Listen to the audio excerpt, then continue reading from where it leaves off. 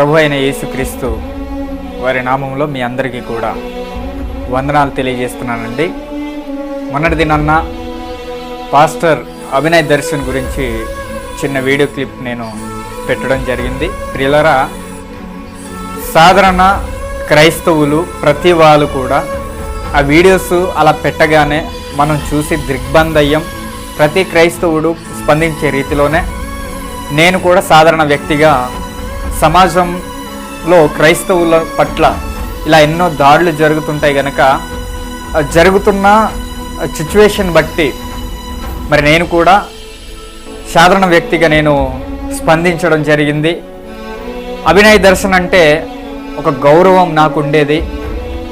ఒకప్పుడు ఆయన వీడియోస్ నేను చూస్తూ మన గిరిజన ప్రాంతంలో అరకు పాడేరు గత 2 నెలలుగా వచ్చి రాజకీయపరమైనటువంటి అవగాహన చేస్తూ మరి ఆయన క్రైస్తవుల పక్షాన నిలబడి మరి ప్రభుత్వాల దృష్టికి, అసెంబ్లీల దృష్టికి తీసుకెళ్ళి ఆయన మాట్లాడతాడేమో అనేటటువంటి అభిప్రాయం ఉండేది నాకు. కానీ అది చివరికి పోలీస్ ఎంక్వైరీలో తేలినప్పుడు తనకు తానే క్రియేట్ చేసుకున్నట్టుగా ఆ వీడియోలు చూపించడం మనం ఈ రోజుల్లో మన న్యూస్ మీడియాలో, సోషల్ మీడియాల్లో మనం చూస్తున్నాం.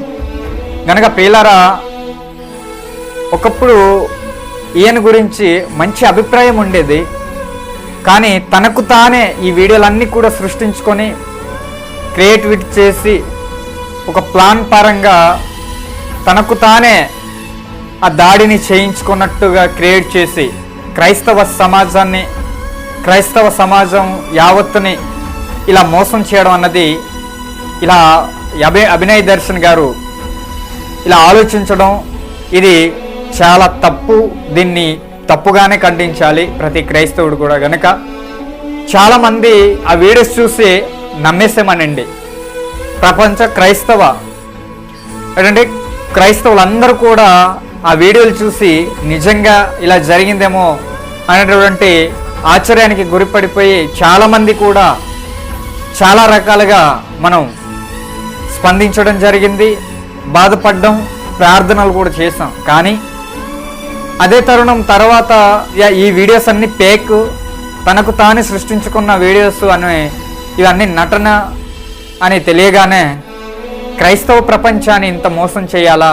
ఒక మంచి పేరు ప్రఖ్యాతలు పొందినటువంటి ఒక పాస్టర్ గారు ఇలా చేయడం ఇది తప్పేనని మరి తెలియడం వలన నేను కూడా ఈ వీడియో మరలా ప్రేక్షకులందరికీ కూడా తెలియజేస్తున్నాను. కనుక ప్రియులారా, ఇలాంటి అబద్ధ ప్రవక్తలు, ఇలాంటి క్రీస్తు పేరట ఉన్నటువంటి పాస్టర్లు చాలామంది ఇలాగేనండి మోసం చేస్తారు క్రైస్తవ సమాజాన్ని. కనుక అమాయకమైనటువంటి క్రైస్తవ ప్రజలను ఇలా నడి రోడ్లో తీసుకువచ్చి జైలు పాలు చేసి క్రైస్తవులందరూ ఇంతే అనేటటువంటి సమాజం పట్ల చులకన భావ తెప్పించడం ఈ అభినయ్ దర్శన్ గారు చేశారని మనం చెప్పుకోవచ్చు. కనుక ముందటి సేవ పరిచర్యలు రాకముందు ఒక హీరోగా చలామణి అయ్యారు. తర్వాత క్రీస్తుని స్వీకరించి ఒక పాస్టర్గా చలామణి అవుతూ తర్వాత రాజకీయ నాయకుడుగా భరోసా పార్టీని పెట్టుకొని ఈయన ఇలాంటి వేషాలు, ఇలాంటి నటనలు చేయటం ఇది ముమ్మాటికి తప్పు. ఇది ప్రతి ఒక్కరూ తప్పుగానే స్వీకరించాలి. కనుక ఇది తప్పుగానే మేము దీన్ని ఖండిస్తున్నాం. తనకు తాను సృష్టించుకొని ఇలా వీడియోలు చేయడం చాలా తప్పు. ఈ నటనను మానుకోవాలి. ఒక క్రైస్తవుడు అయ్యుండి ఏంటండి, ఒక పాస్టర్ గారు అయ్యుండి ఇలా తనకు తాను చిత్రీకరించి ఏంటండి తను ఫేమస్ అవ్వాలి, డబ్బులు అవసరమైనప్పుడు గూగుల్ పే ద్వారా రబ్బట్టుకునే ఈ ఆలోచన ఇది తప్పండి. క్రైస్తవుడు ఇలా చేయకూడదు, పాస్టర్లు ఇలా చేయకూడదు. కనుక ఇది తప్పేనండి. ఒకప్పుడు ఈయన ఒక యాక్టర్, ఇలాంటి యాక్టర్ క్రైస్తవుడైన తర్వాత కూడా సినిమా యాక్టింగ్ లాగా చేయడం ఇది చాలా తప్పండి. కనుక ప్రియులారా, ఇది తప్పుగానే మనం స్వీకరించాలి. అంటే ఇలాంటి వారి గురించే ట్రాన్స్ మూవీ అనేటటువంటి మూవీని ప్రపంచానికి తెలియపరిచారు. ఒక మూవీని తీసి ఏంటంటే ఇలాంటి దొంగ పాస్టర్లు ఉన్నారు, ఇలాంటి దొంగ సేవకులు ఉన్నారు, ఇలాంటి వారిని పసిగట్టాలి అనేటటువంటి ఒక మంచి మూవీ అండి. అందరు చూడండి ట్రాన్స్ మూవీ. ఆ ట్రాన్స్ మూవీలో ఇలాంటి వారినండి నటన చేస్తూ ఉంటారు. కానీ ఇలా సాధారణ మనిషిగా అభినయ్ దర్శన్ గురించి ఆ వీడియో చూడగానే నిజమేనేమోనని ఏంటంటే నేను స్పందించాను. కానీ అది ఒక 2 రోజుల తర్వాత అది ఫేక్ వీడియోస్, తమకు తామే సృష్టించుకున్నాం అనేటటువంటి వార్తలు ఏంటండి వినగానే చాలా బాధ అనిపించిందండి. ఇంత నీచంగా క్రైస్తవులను కూడా దిగదార్చేటటువంటి పనిలో పాస్టర్లు పన్నాగం వేస్తున్నారా, ఇలాంటి పని పెట్టుకున్నారా అనేటువంటి బాధ కలిగిందండి. గనక ప్రియులారా, ఇలాంటివి క్రైస్తవులకు తగదండి.